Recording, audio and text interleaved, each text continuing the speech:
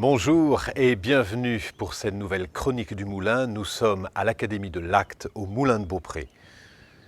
Bonjour, bienvenue aux Chroniques du Moulin. Nous sommes à l'Académie de l'Acte au Moulin de Beaupré. Je l'ai déjà dit une fois déjà. Le thème de cette capsule, les schémas répétitifs.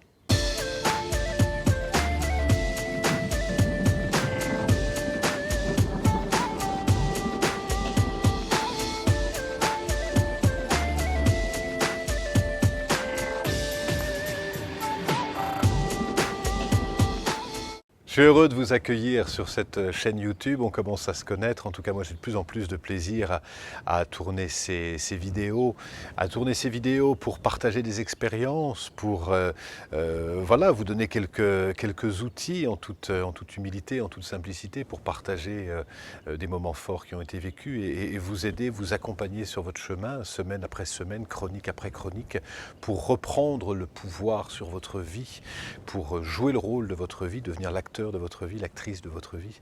Et l'une des fonctionnements qui nous fait perdre justement notre pouvoir sur notre vie, c'est de ne pas prendre conscience que nous sommes acteurs de notre vie. Et tant que nous n'avons pas cette conscience, nous avons tendance à nous engager dans des schémas répétitifs. Alors ces schémas répétitifs, ça peut vous arriver, ça peut nous arriver dans des histoires amoureuses par exemple, où on va avoir le même scénario, vous voyez, mais avec un protagoniste différent. Donc on rencontre quelqu'un et puis on est très content de le rencontrer, on va débuter une histoire, c'est tout feu tout flamme, et puis au bout d'un moment, 1 mois, 2 mois, des fois c'est 3 mois, il y a des cycles comme ça, 3 mois, 3 ans, 7 ans, où on va se retrouver à se dire mais ça y est, c'est toujours pareil, cette personne, je sais pas, cette personne a du mal à s'engager, ou cette personne au contraire veut trop vite s'engager et m'empêche de me laisser libre, ou alors je tombe dans la routine, ça y est, au bout de 3 mois je m'ennuie et cette personne, je prends l'exemple des histoires amoureuses parce que c'est assez facile à illustrer ce thème des schémas répétitifs. Et donc, l'histoire va se reproduire, on va se retrouver devant le même scénario, soit et on arrive à ce moment-là à une impasse.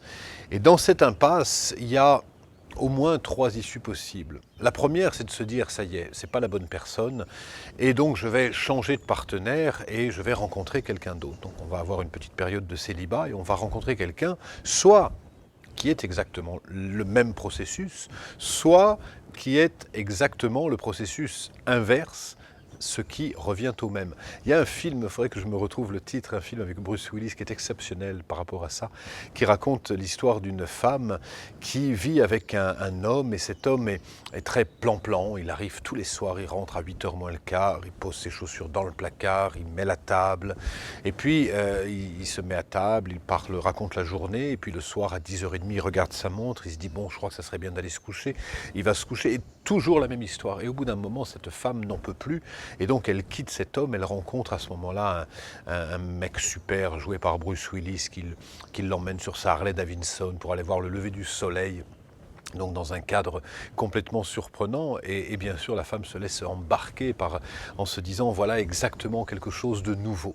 Et donc elle est embarquée, séduite, et puis au bout de 15 jours, 3 semaines, notre tombeur joué par Bruce Willis laisse les Santiago au milieu du salon, arrive à 3h du matin alors qu'il avait promis de revenir à 10h. Et donc tout ce qui l'avait séduit à ce moment-là, elle ne le supporte pas. Et elle quitte cet homme pour retrouver un autre homme qui est lui aussi plan-plan, régulier, etc. Et dans cette histoire, des fois les histoires se suivent, des fois il y a un intermède qui fait qu'on va aller vers l'opposé, quoi. J'étais avec une femme plan-plan, et d'un seul coup je la quitte pour être avec une femme tout feu tout flamme, que je vais quitter pour retrouver une femme plan-plan, etc. Ou un homme, ou un métier, je vais avoir... Dans cette situation-là, le schéma est le même, la question c'est qu'est-ce qu'on va chercher chez l'autre, qu'est-ce qu'on attend de l'autre, qu'on imagine ou qu'on estime ne pas avoir en nous.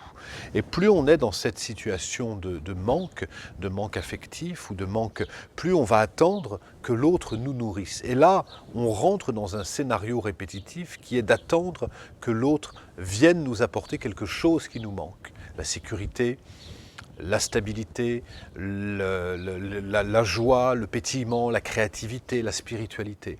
Et dès lors qu'on se sent un peu vide de nous-mêmes, qu'on n'est pas dans cette stabilité, on va toujours envisager la relation avec une personne qui va nous nourrir. Et ce qui est vrai dans la relation amoureuse va se retrouver dans une relation professionnelle. J'ai cette personne qui venait me voir en consultation et qui vient me voir en me disant, je suis très embêté parce que là, je me suis fait avoir, j'étais sur le point de trouver du boulot et le DRH m'a invité au restaurant une fois, deux fois, trois fois et puis ça n'a pas donné suite.